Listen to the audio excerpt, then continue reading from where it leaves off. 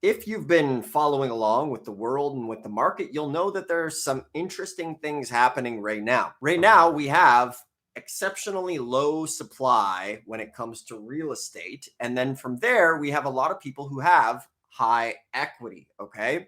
So if you're watching this, you're probably in one of two camps. Camp number one is maybe you have your property, you bought it a few years ago. Now you're sitting on record amounts of equity in your current property. Okay.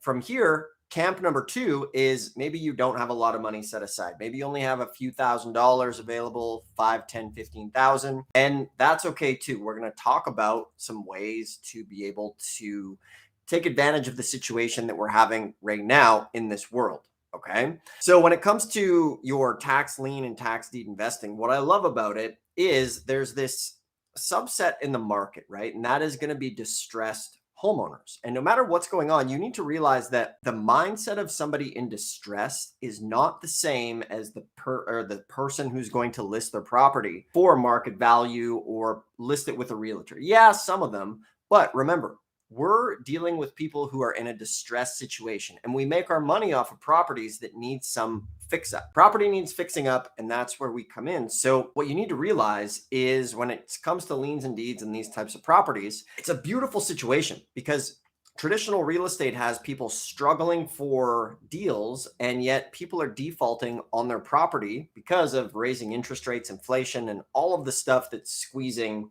the economy, right? So this is why you can get these phenomenal deals within tax liens and deeds. Now, sure, there is going to be some competition, and that's just fine too, because if you stick with this stuff, you can absolutely make it work. Okay.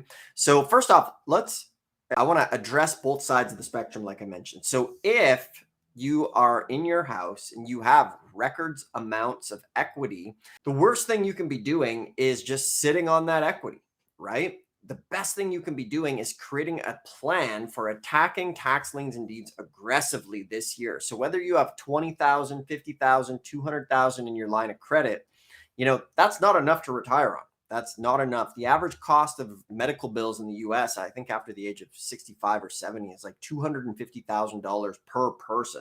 So if you don't have at least that set aside, you're going to be struggling. Like life gets expensive. So you need that 100 grand, to live a good lifestyle. You definitely want, I don't know about you, but it depends. You're going to need at least 50 to 150 grand per year to live on as you retire.